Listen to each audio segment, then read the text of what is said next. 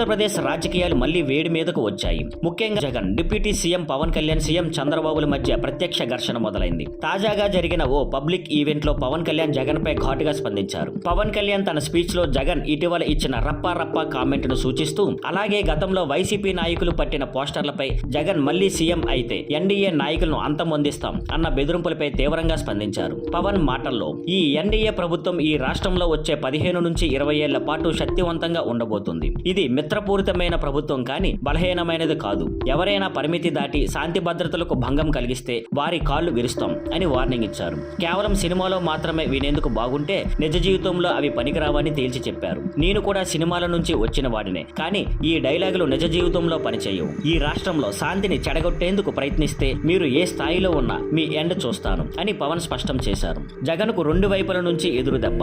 ఇటీవల జగన్, పవన్ చంద్రబాబుపై సినిమాటిక్ డైలాగులతో దూకుడు పెంచారు. అయితే సీఎం చంద్రబాబు ఇప్పటికే రాజకీయ జీవితంలో ఎన్నో ఎలాంటి దాడులు చూసి వాటిని లైట్ గా తీసుకుంటున్నారు. ఇప్పుడు పవన్ కళ్యాణ్ కూడా ఆ స్థాయిలో స్పష్టమైన గట్టి వార్నింగ్ ఇచ్చారు. ఈ వ్యాఖ్యలతో జగన్ 2.0 మాటలు ఎదురుగా పవన్ కళ్యాణ్ ఒక రాజకీయ నాయకుడిగా తన మాస్ స్టాండ్ను ముద్రించేశారు. Thank you for watching. Please like, share and subscribe.